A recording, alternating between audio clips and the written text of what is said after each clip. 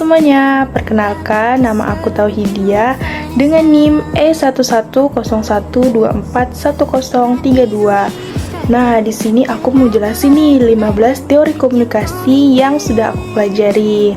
Nah, yang pertama itu ada teori komunikasi behaviorisme yang dikembangkan oleh John Watson pada tahun 1878 hingga 1958. Menurutnya, teori behaviorisme ini mencakup seluruh perilaku manusia, termasuk tindakan balasan atau respon terhadap suatu rangsangan. Artinya bahwa seluruh kegiatan itu ada kaitan antara stimulus dengan respon pada perilaku manusia. Nah, yang kedua ada teori komunikasi humanisme yang dikembangkan oleh Neil pada tahun 1977. Teori ini berkaitan dengan perkembangan psikologi humanisme.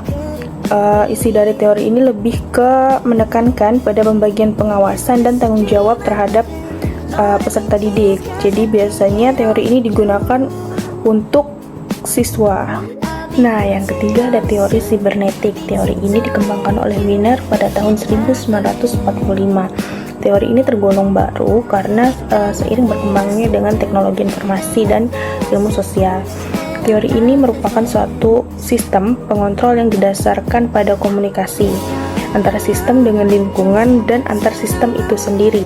Nah, yang keempat ada teori informatif yang dikembangkan oleh Shannon and Weaver pada tahun 1949.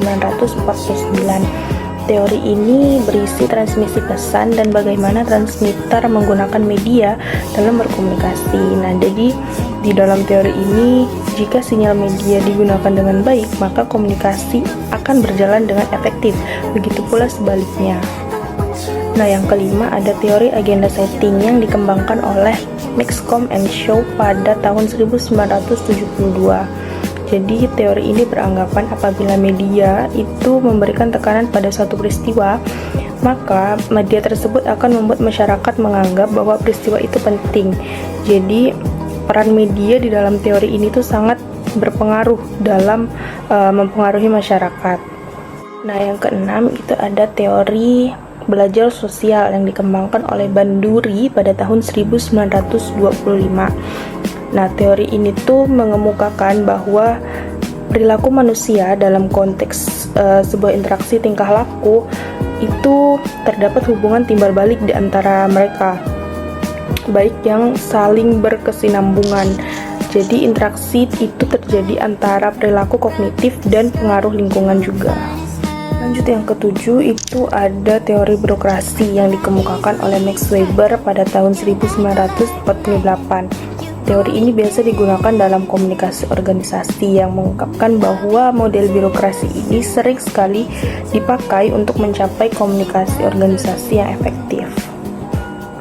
Nah, lanjut yang ke-8 itu ada teori difusi inovasi yang dikembangkan oleh Rogers pada tahun 1961. Ia mengemukakan bahwa difusi adalah suatu bentuk komunikasi yang bersifat khusus dan berkaitan dengan penyebaran beberapa pesan berisi gagasan-gagasan baru. Lanjut yang ke-9 itu ada teori komunikasi operant conditioning yang dikemukakan oleh Skinner pada tahun 1904. Ia mengatakan bahwa tujuan dicantumkannya psikologi dalam komunikasi itu adalah untuk membantu mengendalikan perilaku manusia. Nah, teori ini dapat diartikan sebagai suatu prosedur untuk membantu dalam pemberian motivasi tingkah laku yang dapat berakibat pada terulangnya atau hilangnya tingkah laku manusia tersebut. Yang ke-10 ada teori komunikasi analisis transaksional. Jadi teori ini dikembangkan oleh Eric Berne pada tahun 1960.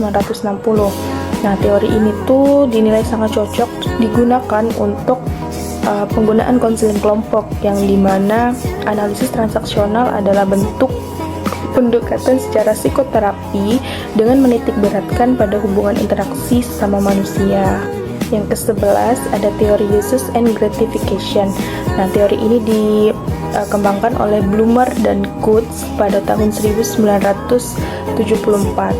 Teori ini menjelaskan bahwa penggunaan media memiliki peran aktif dalam memilih media yang digunakannya. Yang ke-12, teori komunikasi nativisme dikembangkan oleh Chomsky and Hadley pada tahun 1993. Nah, teori ini itu menjelaskan bahwa manusia itu merupakan satu-satunya makhluk Tuhan yang dapat berkomunikasi melalui verbal. Yang ke-13, ada teori imperialisme budaya yang dicetuskan oleh Herb Schiller pada tahun 1973, yang dimana teori ini menyatakan bahwa negara barat akan mendominasi media di seluruh dunia. Alasannya yaitu karena media massa barat ini memiliki efek yang kuat untuk mempengaruhi negara lainnya. Nah, jadi teori ini beranggapan bahwa media barat itu sangat bisa untuk mempengaruhi masyarakat di negara lain. Yang ke-14, teori determinisme teknologi yang pertama kali dikemukakan oleh Marshall McLuhan pada tahun 1962. Nah, teori ini meyakini bahwa perubahan yang terjadi di berbagai macam cara berkomunikasi itu akan membentuk juga keberadaan manusia itu sendiri. Nah, jadi teknologi itu membentuk individu terkait bagaimana cara mereka berpikir dan berperilaku dalam masyarakat.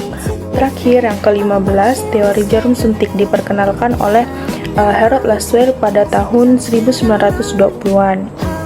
Nah, teori komunikasi ini menyatakan bahwa pesan media berpengaruh langsung kepada halayak. Nah, teori ini juga dikenal sebagai teori peluru ajaib atau model sabuk transmisi.